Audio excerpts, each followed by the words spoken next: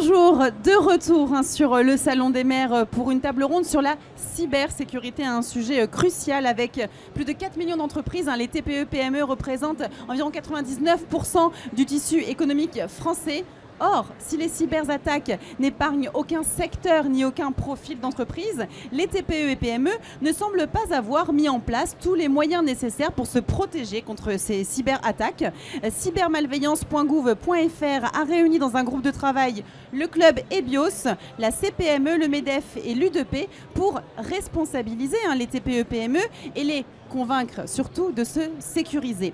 Ces travaux ont donné naissance à l'opération Impact Cyber. On va en parler tout de suite avec nos invités autour de cette table. Et on accueille Jean-Yves Canesson, président commission sécurité, citoyenneté, défense, UNAPL Hauts-de-France. Bonjour. Jérôme Notin, directeur général cybermalveillance.gouv.fr. Bonjour. Bonjour. Et également Rémi Cardon, sénateur de la Somme, secrétaire de la délégation sénatoriale à la prospective. Bonjour. Bonjour. Merci d'être avec nous. Je vais commencer avec vous, Rémi Cardon, puisque en juin 2021, vous avez publié un rapport avec des préconisations sur la cybersécurité pour tous, pour toutes les entreprises. Alors, où en est-on 3 ans après ? Oui, c'est une très bonne question. Déjà, aujourd'hui, tout ce que je peux dire, c'est que la situation économique est quand même dramatique. Il y a des emplois qui sont menacés.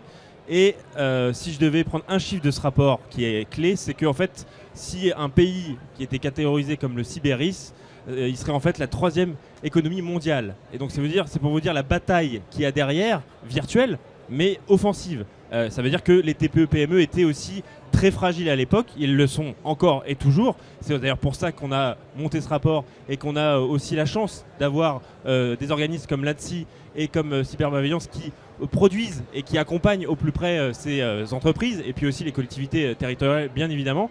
Le but du jeu de ce rapport, aujourd'hui on en est sur le fait qu'on est dans l'actualité. C'est-à-dire que dans le rapport, on faisait des préconisations sur un guichet unique qui devait centraliser au mieux les plaintes, les peurs aussi. En fait, les peurs. Les gens ont peur de se faire attaquer et quand ils se font attaquer, ils ne savent pas quoi faire. Et donc le but du jeu de ce rapport, c'était de démocratiser la cybersécurité auprès des TPE-PME qui étaient les grands oubliés de cette histoire, parce que l'ANSSI protège les entreprises à dimension vitale pour la France, les OIV. Et donc l'idée pour nous, c'était de démocratiser le sujet. Et aujourd'hui, avec NIS2, qui est une directive européenne qui arrive dans le débat au Parlement, en janvier, on a une commission spéciale qui va travailler sur la transposition de cette directive NIS2. Donc Super. NIS2, en fait, c'est une directive qui va, je l'espère surtout, démocratiser le sujet de la cybersécurité dans les entreprises, dans les communes de plus de 30 000 habitants, Oui. parce qu'il y a urgence de prendre conscience de l'enjeu qui est devant nous. Parfait, merci. On suivra en tout cas les évolutions en janvier, vous dites, de NIS2. Merci pour cette mise en lumière de tout cela. Jérôme Notin, pouvez-vous pour commencer nous présenter peut-être pour les personnes qui nous regardent Cybermalveillance ? Cybermalveillance.gouv.fr, c'est une plateforme. C'est une plateforme qui a vocation à accueillir les victimes de cybermalveillance, qu'on soit un particulier, une entreprise ou une collectivité. On va proposer un parcours de qualification de la menace, c'est-à-dire qu'on va poser quelques questions. La première étant, est-ce que tu es un particulier, une entreprise ou une collectivité ? Et en quelques questions, on qualifie la menace. Derrière, une fois qu'on sait par exemple que c'est une entreprise victime de rançongiciel, une collectivité victime de défiguration de son site web, ou un particulier qui a reçu un email qui dit qu'il est pédophile et qu'il faut écrire à gendarmerie_271712@gmail.com, eh bien on va donner des conseils. Et pour certains d'entre eux, certaines de ces victimes, on va proposer, lorsque c'est technique, la mise en relation avec un prestataire de proximité. Monsieur le sénateur et le Sénat parlent depuis plusieurs années, je vous en remercie, du guichet unique. Ce n'est pas à moi de faire des annonces politiques, mais d'ici quelques temps, on pourrait enrichir notre dispositif de la capacité d'échanger avec un opérateur de la police ou de la gendarmerie pour l'aide à la judiciarisation. C'est-à-dire qu'on aura une vue à 360 justement, et moi j'ose le titre de guichet unique comme ça a été prononcé, guichet unique de la cybermalveillance, qui va offrir donc l'ensemble des panels qu'une victime est en droit d'attendre de la réponse collective d'une structure publique comme la nôtre. Deuxième mission, mais ce serait beaucoup plus rapide, de la prévention et de la sensibilisation. On vous avait évoqué Cactus Cyber, j'espère qu'on aura le temps d'y revenir. Donc voilà, on est une structure qui produit beaucoup de choses avec nos membres justement, et je les en remercie à nouveau. Et puis une troisième mission, une mission d'observation de la menace. Quels sont les phénomènes qui sont émergents? Qu'est-ce qui devient sériel? C'est-à-dire qu'est-ce qui adresse beaucoup de gens et ce qui nous permet de réagir tant sur les aspects remédiation que prévention. Merci pour cette présentation de la plateforme cybermalveillance.gouv.fr. J'aimerais qu'on parle de l'opération, je le disais en introduction, Impact Cyber, qui s'articule autour de 3 volets. Oui, alors je crois que j'ai dit Cactus parce qu'on fait beaucoup de choses. Non, Impact Cyber, Cactus sont 2 choses différentes. Impact Cyber, c'est sur initiative du club EBIOS, donc, qui fait ce qu'on appelle une analyse de risque. Quelles sont les conséquences si vous êtes victime de cyberattaque? Donc c'est un guide technique, mais c'est aussi une approche philosophique. Et donc on a travaillé avec eux, avec l'U2P, le MEDEF et la CPME, pour réfléchir à une campagne qui aurait un impact fort. Donc ce qu'on a décidé de lancer, et on l'a lancé le 1er octobre de cette année dans le cadre du Maurepas de la cybersécurité. C'était à l'Assemblée nationale, monsieur le sénateur, mais vous étiez invité bien évidemment. Donc on l'a lancé là. Donc trois thèmes. Une première, c'est une étude du niveau de maturité. Quelle est l'appréhension du risque cyber des entreprises, des TPE françaises que vous avez évoqué tout à l'heure? Comment elles envisagent la réponse si elles sont victimes? Donc première étape, on prend le pouls de la température. Deuxième étape, en fonction de ce qu'on a pu avoir dans l'étude, on va prioriser des scénarios d'attaque possibles et on va donc faire des vidéos de sensibilisation sur cette approche d'analyse de risque, c'est-à-dire quelles vont être les conséquences si je suis cyberattaqué. Et ça, quand on a réfléchi collectivement, on a fait le constat assez rapidement que les conséquences pour une entreprise qui a une capacité de production, eh bien, c'est de perdre ses clients. Donc voilà, les messages, c'est pour la première fois depuis l'existence de notre dispositif en 2017 qu'on est un peu sur un thème anxiogène. On était plutôt sur le ton humoristique, c'est toujours un peu dangereux, mais on n'a jamais eu de critique là-dessus, donc a priori ça marchait bien. Et voilà. Et troisième, c'est un memento qui reprend les différents conseils et a vocation à être distribué à toutes les entreprises françaises. Eh bien, merci pour ces explications sur Impact Cyber. J'en viens à vous, Jean-Yves Canesson. Qu'en est-il concrètement des TPE et des PME? Est-ce qu'elles sont conscientes des risques, des enjeux liés à la cybersécurité? Est-ce qu'elles prennent des mesures pour se protéger? Est-ce qu'elles sont assez informées? Non, c'est un grand chantier. C'est pour ça que l'U2P a décidé de rejoindre cybermalveillance.gouv.fr, parce qu'effectivement, il y a un enjeu extrêmement important pour les TPE et PME. Aujourd'hui, on considère que 2/3 des TPE et PME ne sont pas au fait des sujets de cybersécurité et ne sont pas concernés. Et j'irai plus loin, c'est qu'aujourd'hui, 3/4 ne sont même pas prêts en fait, à subir une attaque cyber. Et c'est d'autant plus grave qu'aujourd'hui, ces entreprises, elles sont vulnérables. Alors elles sont vulnérables par leur structure parce qu'elles n'ont pas les moyens, elles n'ont pas les ressources humaines souvent. Le chef d'entreprise est parfois au four et au moulin. Et aujourd'hui, on sait que la plupart des attaques de hackers sont en direction des TPE, PME et ETI. Aujourd'hui, 40% à peu près des attaques cyber sont en direction des TPE, PME et ETI. En plus, est-ce que vous avez un exemple à nous donner? Je crois que quand on a préparé l'émission, vous aviez un exemple qui vous a saisi, si je reprends un peu vos dires. Vous savez, j'en ai à l'appel des exemples. Et pas plus tard que tout à l'heure, il y a 2 heures, je suis allé manger un sandwich là, sur le corner qui est ici au fond du hall. Et une personne devant moi s'installe à table, ouvre son PC et s'absente de la table, quitte son PC des yeux pendant au moins 1 minute. Voilà. Donc vous voyez, c'est tout récent. Ouais. Et puis alors un autre exemple que je pourrais vous citer qui remonte à la semaine dernière, un chef d'entreprise dont le PC sert à la fois pour l'entreprise et pour les besoins familiaux. Et oui. Son épouse va sur Internet, toute la famille navigue sur Internet, font des achats sur Internet. Oui. Et ce qui est arrivé devait arriver, la messagerie a été piratée. Et donc il a fait l'objet d'une tentative d'escroquerie au Forib. Alors heureusement que la personne au bout de la chaîne était averti du sujet et a pris la précaution de l'appeler au téléphone, sinon il était victime. Ah oui, donc en fait ça peut toucher tout le monde, c'est ça aussi qu'il faut se dire. Les TPE, PME, elles se disent, moi ça ne me touchera pas parce que je suis petit. C'est un peu la réflexion, non? J'ai même un autre exemple plus récent, la semaine dernière, une profession libérale qui est victime d'une fraude au président. De fraude au président. C'est-à-dire ça? C'est-à-dire que la comptable reçoit un appel pour faire un virement sur un compte, sur un RIB communiqué par le chef d'entreprise. Enfin, tout au moins la personne qui se fait passer pour le chef d'entreprise au prétexte d'une opération financière secrète qui ne doit pas être dévoilée. Et là, c'était donc une profession libérale. C'est pour vous dire que ces fraudes au président qui touchaient auparavant des grandes entreprises touchent maintenant des professions libérales. Ouais, non, mais c'est fou, effectivement. Il y a vraiment urgence à se former, en tout cas, si ça nous arrive, et à se protéger, parce qu'il y a aussi de la prévention à faire, de l'anticipation. J'aimerais aussi que vous nous rappeliez les principaux constats de l'étude que vous avez menée avec Impact Cyber. Oui, alors, avec Impact Cyber, donc c'est ça, c'est 62% des TPE aujourd'hui qui sont faiblement exposées ou qui ignorent qu'elles sont exposées. Et 78%, donc c'est ce que je vous disais, 3/4 à peu près des entreprises qui sont non préparées à une attaque. Très bien. Jérôme Notin, peut-être quelque chose à ajouter? Rémi Cardon également par la suite?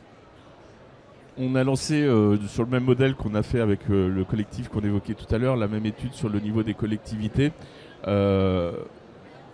62% des entreprises qui considèrent qu'elles ne sont pas victimes d'outils numériques, c'est absolument dramatique. Ça devrait être 100%. Vous êtes utilisateur d'un outil, il y a des risques, quels qu'ils soient. Vous prenez votre véhicule, voilà, vous avez un risque d'accident de la route. Par contre, vous avez une ceinture de sécurité, vous ne buvez pas, vous ne vous droguez pas. Voilà. Donc, pour adresser un risque, il faut en avoir pris conscience avant. Donc, c'est absolument dramatique que 64%. Alors, on est au Salon des maires, donc je veux rendre hommage aux collectivités. On n'est qu'à 44% sur l'étude qu'on a dévoilée hier sur le niveau d'incompréhension du fait qu'on soit exposé au risque quand on est une collectivité. Donc voilà, 64 ou 62, je ne sais plus, Jean-Yves. 62. C'était le mois dernier, donc 62 pour les entreprises, que 44 pour les collectivités. Donc bon point aux collectivités. Ouais. Rémi Cardon?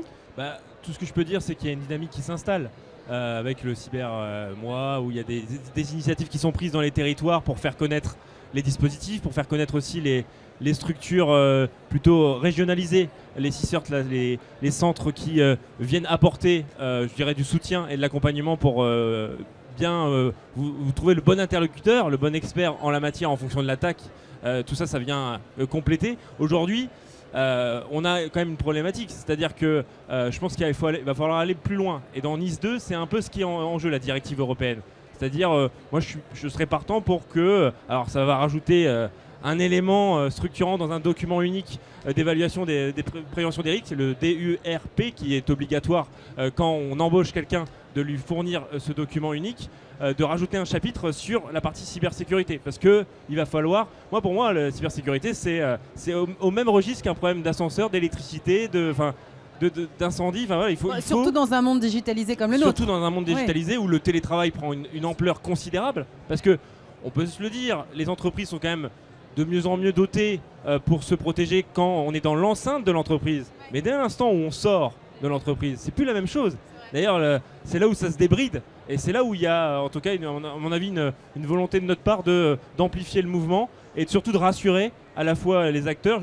On a la chance d'avoir des experts en France et surtout on a besoin de main d'œuvre. Donc le message qu'il faut faire passer, c'est que les jeunes qui vont être des futurs diplômés, les futurs ingénieurs ou autres, il faut qu'ils travaillent dans la cybersécurité. Il faut qu'ils travaillent dans la cybersécurité. Et quel serait le conseil que vous pourriez donner? Hommes et femmes, bien sûr, mais évidemment, je suis complètement pour la parité de tous les métiers. On les tous. Ça, vous prêchez une convaincue. Non, mais il y a souvent une image, je me permets, de oui, parce que c'est que Rémi porte ces projets-là aussi. Les métiers techniques, on va dire aussi, qui sont peut-être plus... technique, ce n'est pas que technique. Il y a de la technique et des femmes peuvent faire la technique. Il y a tellement de métiers qui démontrent ce point-là.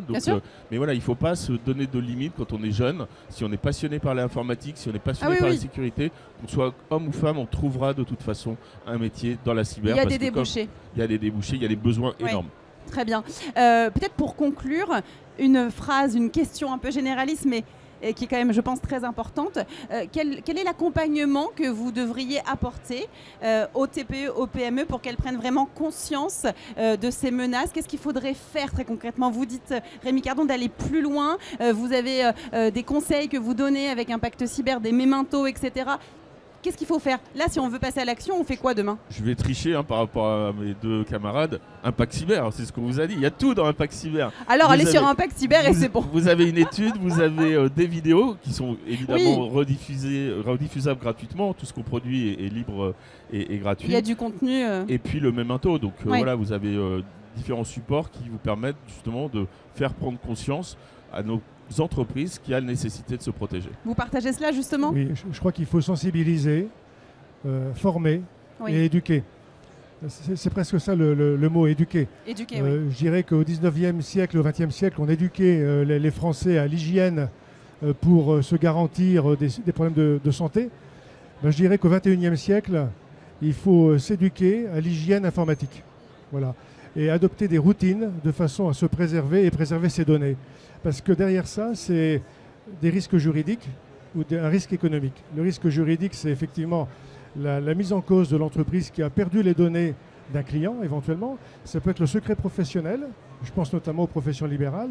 Et le risque économique, c'est la défaillance de l'entreprise. Et il semblerait qu'après une attaque cyber, l'augmentation des risques de défaillance augmente de 50%. Donc il y a un vrai enjeu. Voilà. Donc je pense qu'il faut effectivement adopter des routines. C'est une nouvelle éducation, ouais, en fait, de nouveaux réflexes. Eh bien, on le note, cette éducation justement sur le digital, sur la cybersécurité. Et cette hygiène informatique, elle est toute simple. C'est effectivement un PC dédié pour les activités professionnelles et un PC dédié pour les activités familiales. Ouais, des sauvegardes régulières sur plusieurs jeux d'outils de sauvegarde. C'est des mots de passe qui sont forts et on s'aperçoit que dans beaucoup d'entreprises, les mots de passe sont extrêmement basiques, très faciles à déchiffrer. Et j'aurais d'autres conseils à donner. Oui, moi, il faut que je suive ces conseils. J'ai pas mal de choses à changer aussi, c'est vrai. Rémi Cardon, une conclusion peut-être? Tout ce qu'on peut dire aussi aux Françaises et aux Français, plus largement des entreprises, des collectivités, c'est en fait que l'enjeu du numérique, il y a deux volets. Il y a le volet sécurité et il y a le volet côté environnemental. Oui.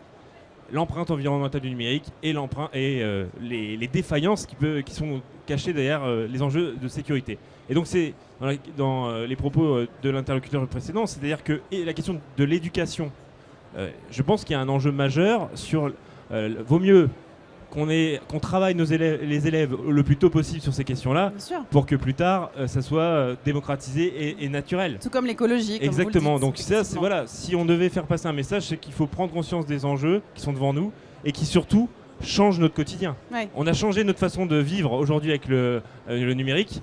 Et faisons attention de ne pas se faire justement rattraper d'un point de vue écologique et d'un point de vue sécurité. Eh ben merci beaucoup à tous les trois pour avoir échangé autour de ce sujet ô combien crucial, on a pu le voir ensemble, merci. Merci à vous. Et merci à vous de nous avoir suivis, on vous donne rendez-vous pour la dernière table ronde de cette journée en direct du Salon des maires.